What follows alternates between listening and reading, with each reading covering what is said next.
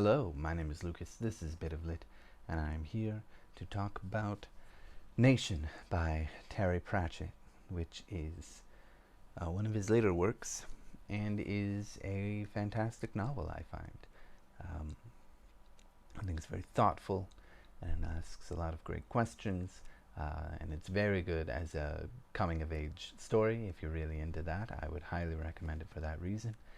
Um, it asks all kinds of questions about what do we keep from our past, how do we move forward, um, how do we uh, form a community, who are we, what is our purpose, what are we here for, these kind of things, all different kinds of big grandiose questions, and quite simply made very accessible by Terry Pratchett in his writing with these really fun characters.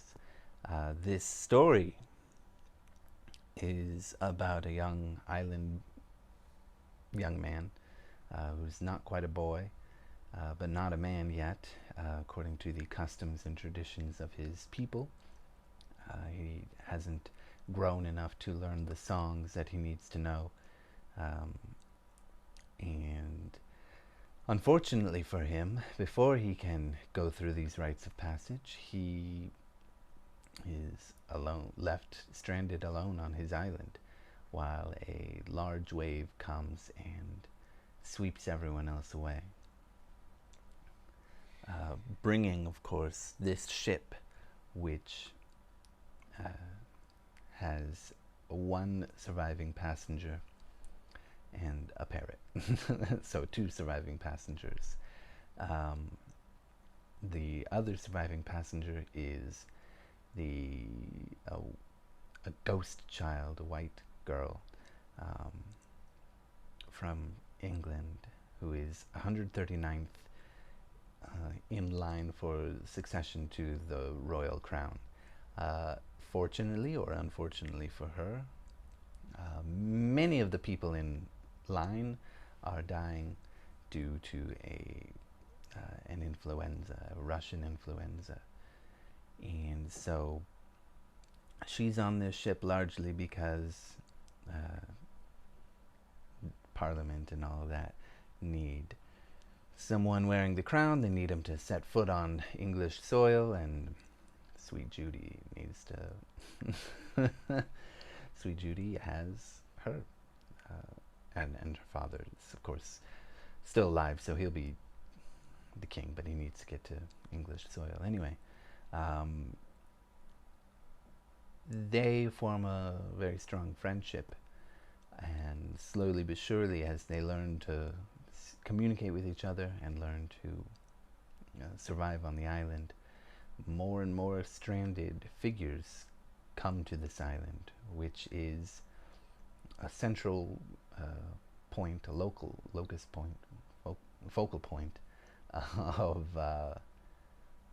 these surrounding islands, according to their sort of religion, where we are given, first and foremost, before anything else, the origin story of the universe, which is that Emo created the world and created people by finding some dolphins and sort of breathing some life into them as humans, and then gave them all different kinds of things. But he also created Lahaka, who is the sort of god of death. And at one point, Emo is quite upset with the world that he's created. Doesn't think it's good enough for his creations, wants to restart, but Lahaka tells him, no, you will not do that. You can go make your own, and I will watch over and make sure that they turn into dolphins while they wait for you to make your perfect world. And if there's any human here that turns this mean world into something better, into something more perfect, then I will grant access to them to come to your perfect world. And that's sort of the backstory of how this world came to be, according to the island nation people, and from what Mao has learned in his life. However, he has a lot of questions and doubts and confusion, especially when he meets a girl. All of a sudden he's raising all kinds of questions, and he's hearing the grandfathers for the first time yelling at him constantly for raising questions and not sort of blindly accepting everything that he's learned. And he starts to not believe the stories that he's been told, and again question what is the meaning of life, what is his purpose, and what's he here for, and these kind of things. And I think it's a very, very effective way of doing it. He does end up going through a lot of struggle because of this, and lots of conflict with some other characters that come up. A priest, Ataba, who calls him a demon boy because he's questioning the rites of passage and everything. And yeah, I just think that every part of the book is really thoughtful and heartwarming in some ways, and there's a lot of wit and humor all throughout, and silly jokes that you would expect from Terry Pratchett. And yeah, I think my main issue here is that well, first of all, I didn't finish telling you a little bit more about the story, but more people come and more challenges arise. Babies start coming, people who are pregnant start coming, raiders and other mutineers from Sweet Judy who survived and happened to come to this island a little bit later. He's faced with all kinds of challenges, and all throughout he's got to push himself to become a man in his own right. Whether that's through the customs and traditions that he's known and his people have built, or through his own means by doing what he has to do with what he's got. And yeah, again, just a fantastic book. My only issue really is that since Mao is our main character, I think it is very sweet, thoughtful, caring portrayal of an island person, and it is no particular island culture. It's an invention of Terry Pratchett's.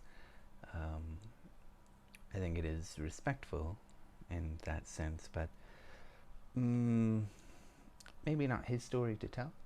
I think we could get some other book written by a native islander of any Pacific island or Atlantic island even, or wherever, to tell their own story. With it could have these themes or whatever they want to focus on, you know.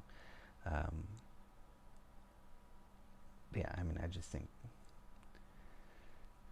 it's a very good story, maybe not his story to tell, and that's about it. Otherwise, other than that, maybe sometimes the humor can be slightly misplaced in my viewpoint, and it's really not such a big problem because it's still funny, but there are times where he injects humor into these very serious moments, and it's really effective, and it lightens the mood, and it adds a lot of warmth. But then there are also some times where it's just a little bit off kilter, and for me anyway, and it just